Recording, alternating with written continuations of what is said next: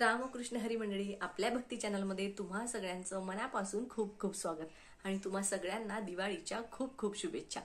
उद्या आहे नरक चतुर्दशी। नरक चतुर्दशीच्या दिवशी आपल्याला एक दिवा लावायचा असतो।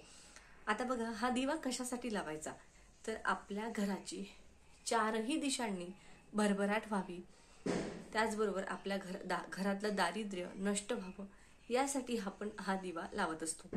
आता हा दिवा कधी लावावा, तर बघा, पहाटे 4 वाजतापासनं ते तुम्ही सकाळी 9 वाजेपर्यंत हा दिवा लावू शकता।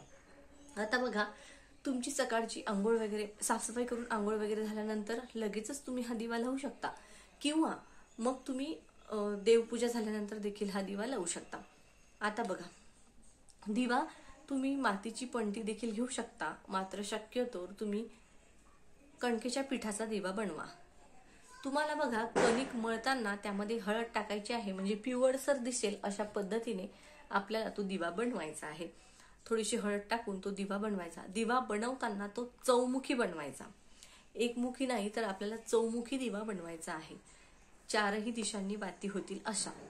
तर बघा, त्या दिव्यामध्ये तुम्हाला मोहरीचं तेल टाकायचं आहे, शक्यतो मोहरीचंच तेल टाका।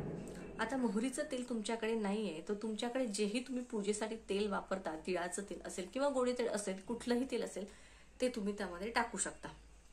आता त्यामध्ये 4 वाती तुम्हाला लावायचे आहेत, तेल टाकायचं आहे आणि एका प्लेटमध्ये थोडेसे तांदूळ ठेवून त्यावरती तो दिवा तुम्हाला ठेवायचा आहे। आता सकाळी तुमची पूजा झाल्यानंतर देखील तुम्ही हे करू शकता, किंवा पूजेच्या आधी देखील करू शकता, मात्र पूजा झाल्यानंतरच केलं तरी चांगलं असेल। तर बघा, देवाजवळच बसायचं, त्या प्लेटमध्ये थोडेसे तांदूळ आणि त्यावर तो चौमुखी दिवा ठेवायचा। आता त्या दिव्यामध्ये तुम्हाला थोडेसे काळे तीळ टाकायचे आहेत, काळे तीळ टाकायचे आहेत। त्याचबरोबर आपली जी मसाल्यामध्ये आपण जे मिरे वापरतो, जे काळ्या रंगाचे गोल गोल मिरे असतात, ते 4 मिरे तुम्हाला त्यामध्ये टाकायचे आहे। 4 मिरे, थोडेसे काळे तीळ हे तुम्हाला त्या दिव्यामध्ये टाकायचे आहेत। 4 दिशेला 4 वाती तुम्हाला लावायच्या आहेत आणि तो दिवा जो आहे तो तुम्हाला देवघराजवळच प्रज्वलित करायचा आहे। आता बघा, देवघराजवळ प्रज्वलित केल्यानंतर तुम्हाला तिथून तो दिवा उचलायचा आहे आणि आपलं जे मुख्य प्रवेशद्वार असतं ना, त्या उंबरठ्याच्या बाहेर मधोमध हा दिवा ठेवायचा आहे। बघा, डाव्या साईडला ठेवायचा का, उजव्या साईडला ठेवायचा का, तर नाही, डावीही नाही उजवीही नाही, जो आपला उंबरठा आहे, उंबरठ्याची डावी साईड पण नाही उजवी साईड पण नाही, जो उंबरठा आहे त्या उंबरठ्याच्या बाहेर आपल्याला तो चौमुखी दिवा अगदी मधोमध ठेवायचा आहे। दिवा लावल्यानंतर तो दिवा तिथे ठेवल्यानंतर बघा, शक्यतो तुम्हाला दरवाजा बंद करायचा नाही आहे, तो उघडाच ठेवायचा आहे।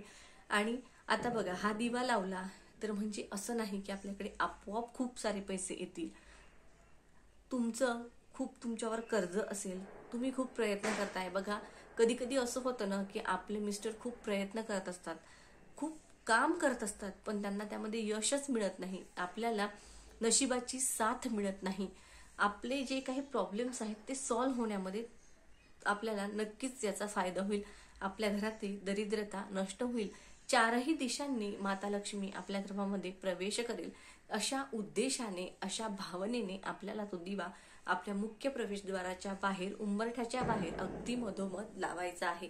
आता नंतर हा दिवा काय करायचा, तुम्ही कणकेच्या पिठाचा दिवा बनवला असेल तर कुठल्याही झाडाखाली किंवा टेरेसवर पक्षी वगैरे जिथे येत असतील, जे खातील, तिथे तो ठेवून द्यायचा, किंवा मग तुम्ही मातीची पणती घेतली असेल, त्यामध्ये जर 4 वाती करून लावल्या असतील तर तो नंतर दिवा तुम्ही धुवून वापरू देखील शकता, मात्र शक्यतो तुम्ही कणकेच्या पिठाचा दिवा बनवा, कारण कणकेच्या पिठाच्या दिव्याचा जो फायदा होतो ना, तो इतर याचा नाही होत। म्हणजे आपण जे काही उपाय आणि प्रयोग करत असतो त्यासाठी कणकेच्या पिठाचा दिवा हळद टाकून बनवलेला अतिशय प्रभावशाली ठरतो।